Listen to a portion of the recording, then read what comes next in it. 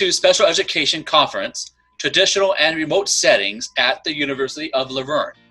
The purpose of this conference is to address any kind of traditional and remote settings available for you in the special education environment. The first part is the opener, which consists of a mindfulness activity and topics of special education law, such as referral process, parent rights, and SPED law overview. Then, the next part is universal design for learning, followed by accommodations. Then after a 5-minute relaxing stretch, we will begin again with behavior, resources, and finally with transition pathways. And now for introductions. My name is Will McTarsney. I'm one of the opener's hosts. I'm Jennifer Soto, and I'll be hosting the referral process in the opening of our presentation. Hi, my name is Alana Smarinelli, and I will be hosting Parents' Rights in the Introduction Conference. My name is John Abbas. I'll be presenting special education law in our opening. And that's our opener team. This entire opening will last approximately 25 minutes. And during your conference experience, we advise, be in a separate room environment with your own device. Have a web browser ready. We use Padlet.com and Kahoot.com websites for all activities. And these activities can be also downloaded on your mobile device. Pause the video during our reflections or at any point where you need to pause and look at the information. We invite you to participate in an activity that we may use to assist teachers, parents, and students de-stress during this very stressful time or any time. Please join us in this activity to get an idea of how it is done. You will be invited to close your eyes, but if that is not comfortable, please just hold a soft gaze. You may stand or sit. If you're standing, stand naturally and not in an aggressive posture, with your soles firmly flat on the floor. If you are sitting, sit comfortably with your soles firmly flat on the floor. Next, close your eyes and keep them closed. For your breathing, breathe naturally. Place your hands by your side if you're standing, or place gently on the top of your desk while sitting. Recall a moment to an incident that made you angry and hold on to that moment.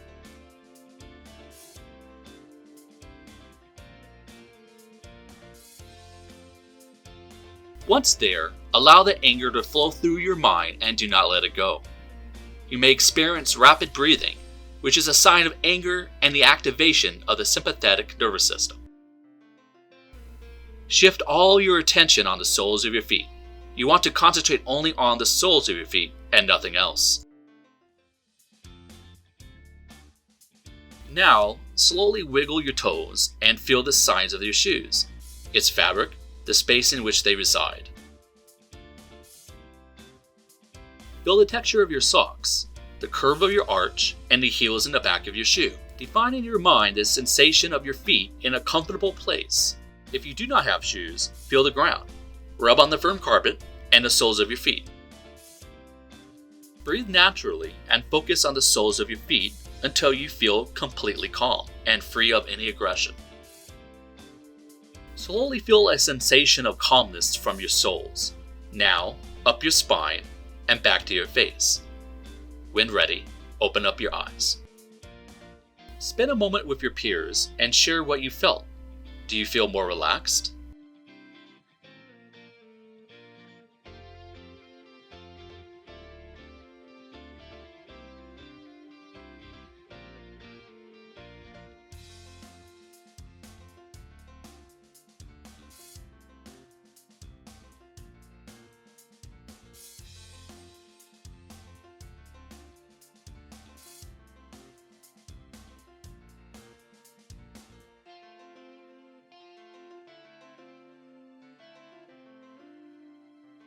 And now we begin with introducing our main topics.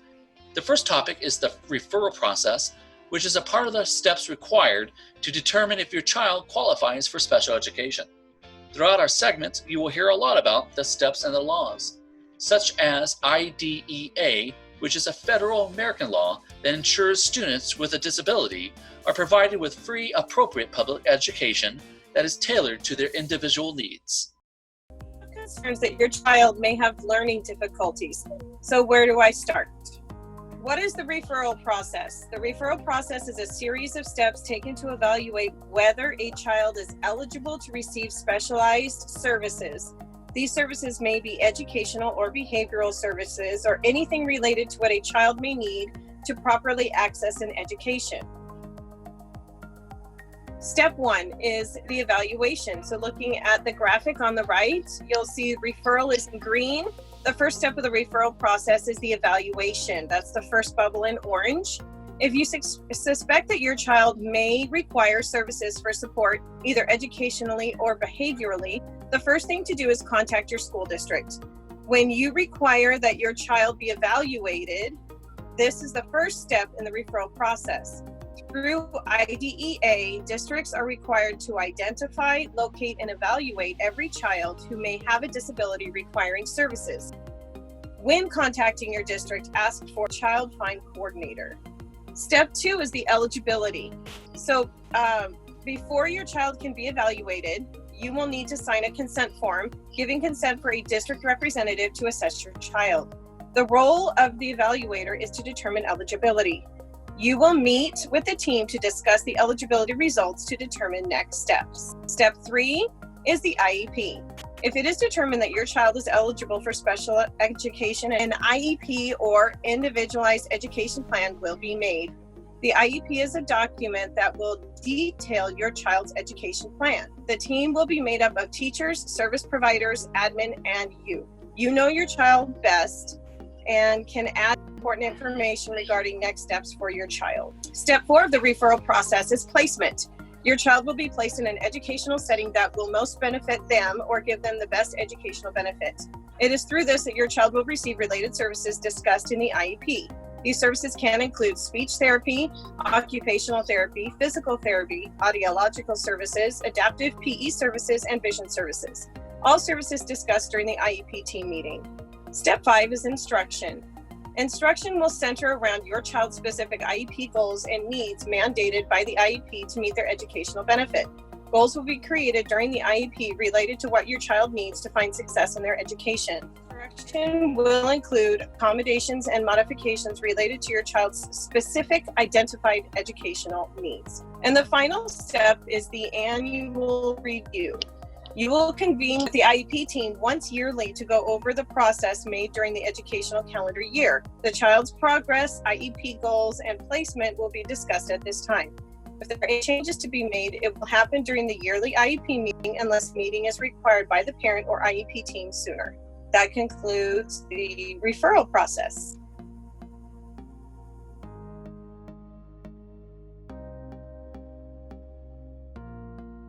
Now we're on to parents' rights.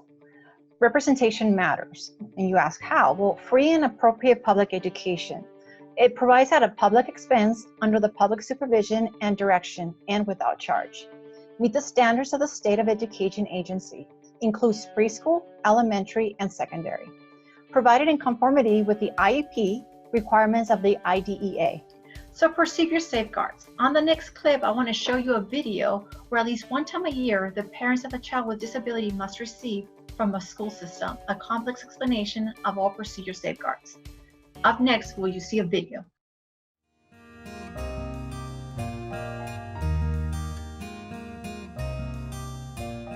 An important component of IDEA is that the rights of parents are ensured.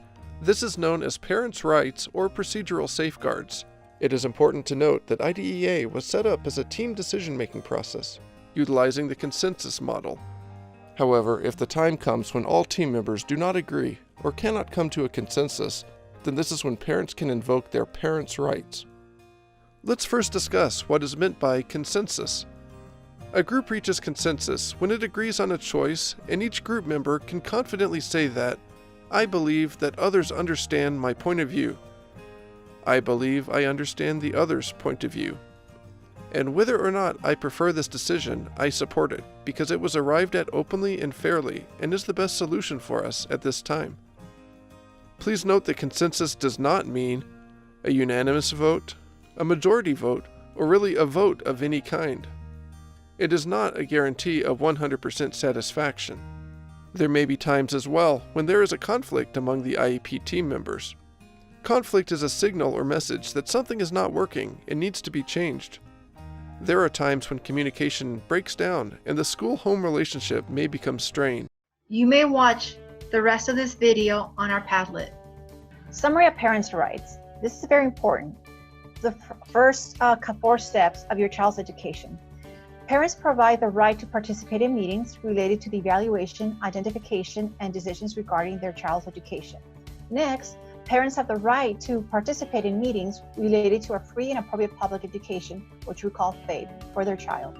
Next, parents are entitled to be members of the group that decides whether their child is a child with a disability and can receive special education related services. In this slide, parents are entitled to be members of the group of decision-making in their child's education. So they have the right to participate, the right for written notice, the right to consent, the right to access education records, the right to request a hearing, the right to keep a child in current placement, the right to mediation, and the right to information on disciplinary action. These are all the rights that parents have. Make sure you keep this in mind. It could be a little confusing here with the distance learning, but remember, you still have those rights.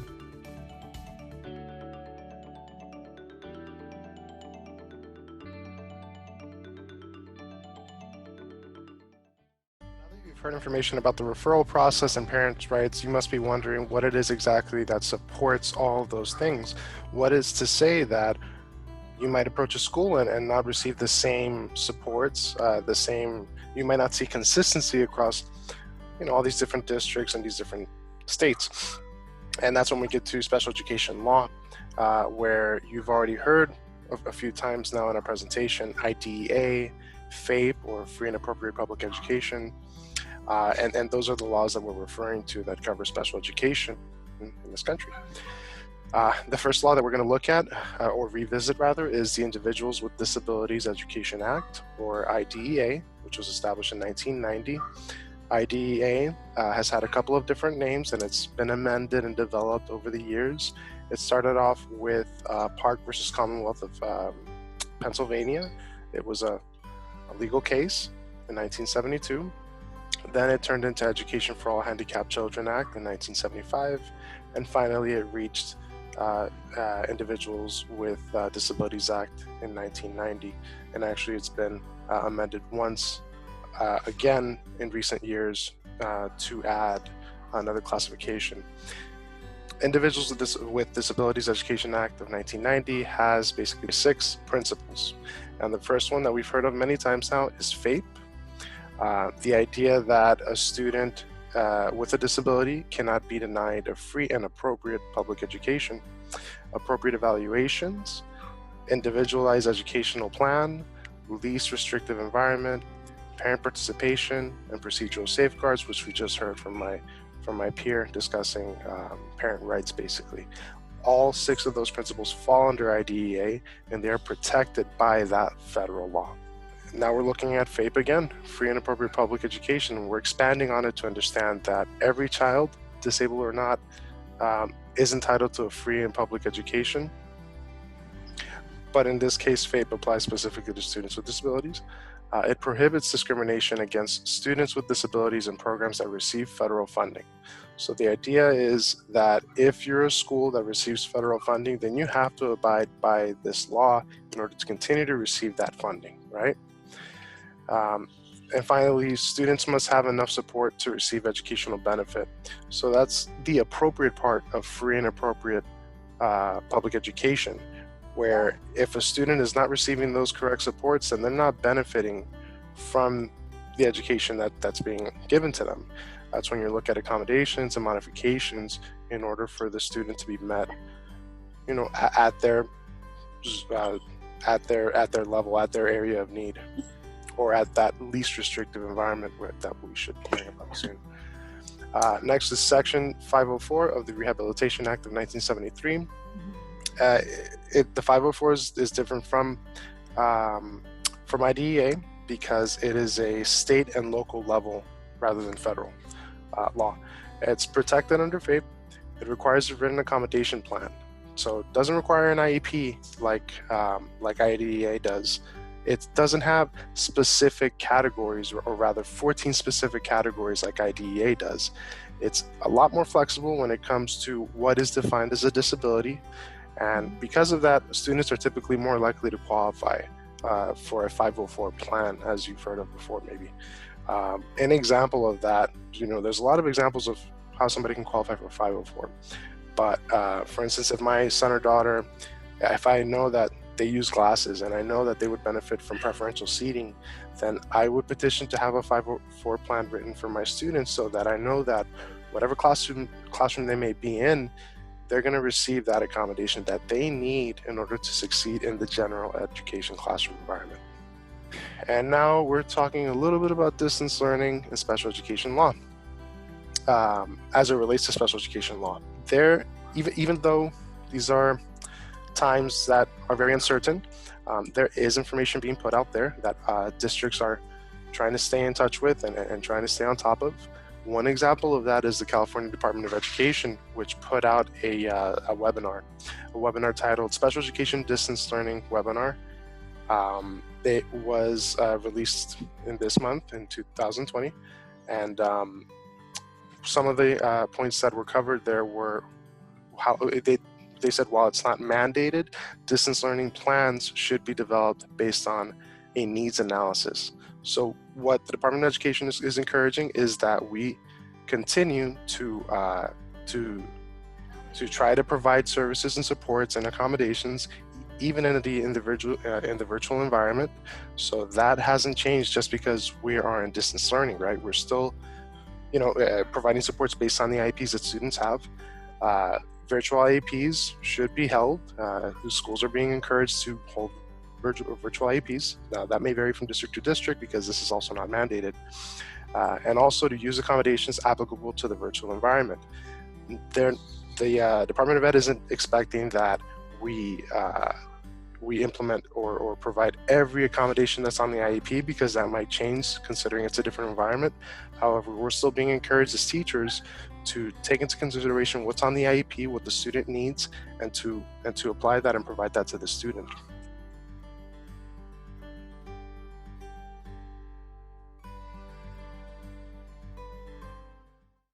And now, we have an interview with a parent who is also a first and second grade general education teacher who works along with an IEP team.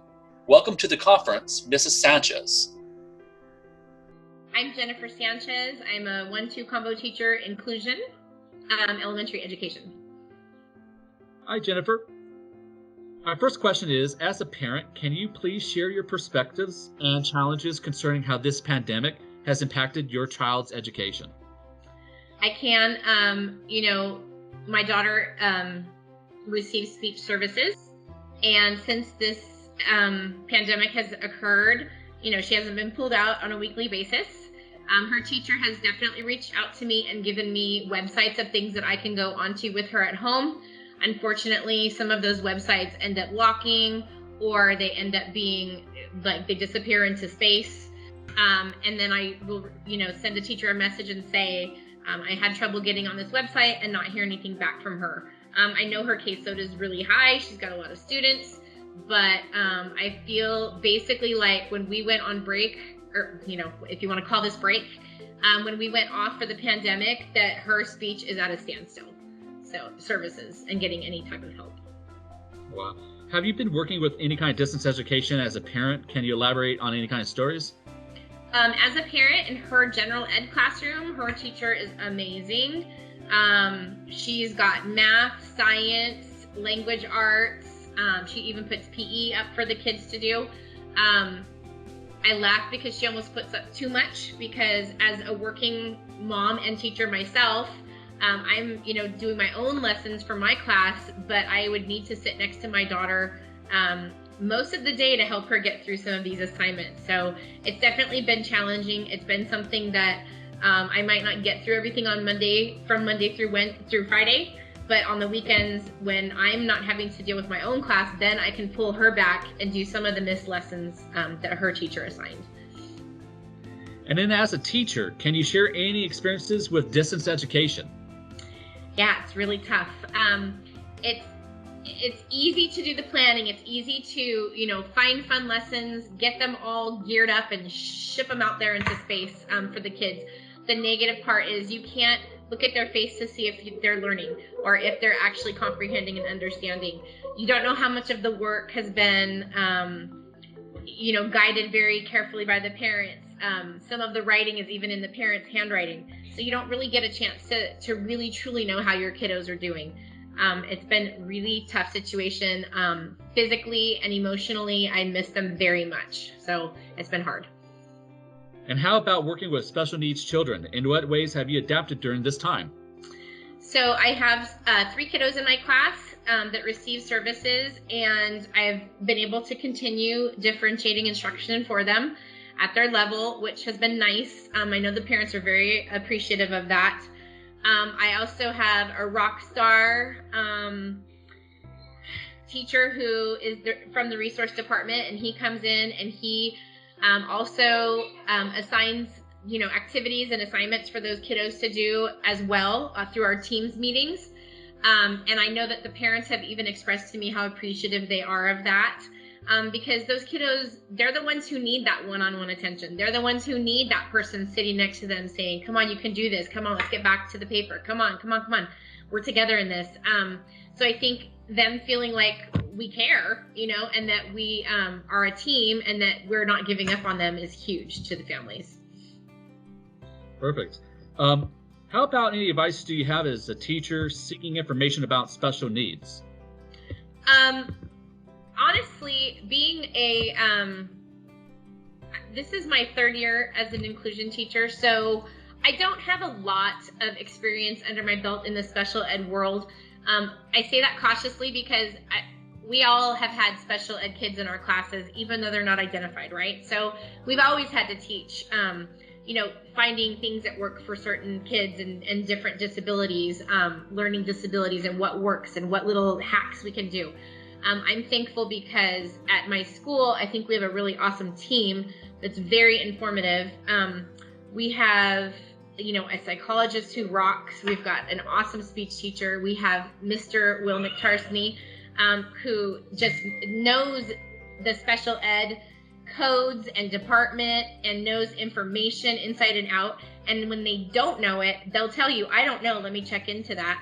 And I notice, especially in my own class, when I have a question with a kiddo, if I don't have a plan, like how do I solve this problem, I know that Mr. Will go and do research and come back and say, hey, I found this, let's try this, let's try that, let's try these things.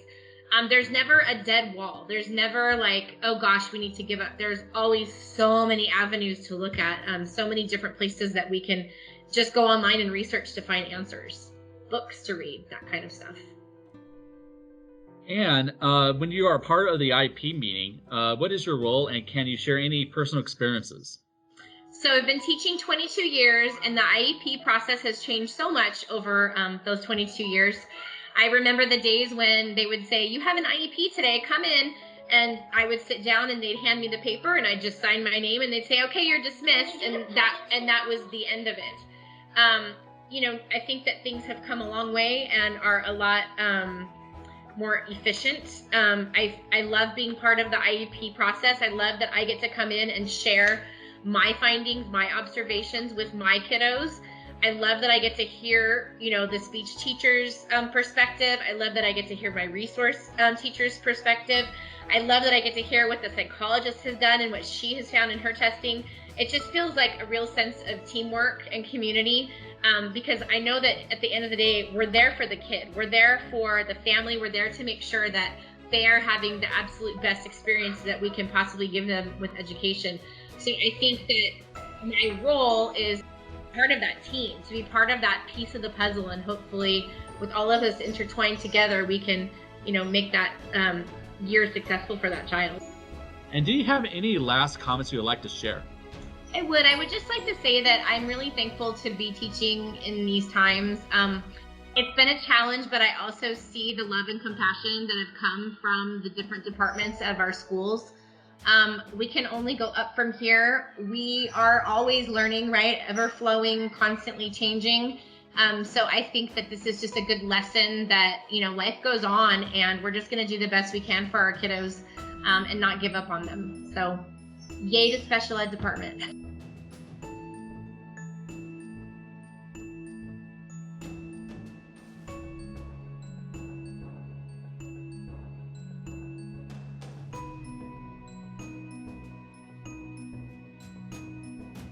We hope that you enjoyed our opener for Special Education Conference, traditional and remote settings.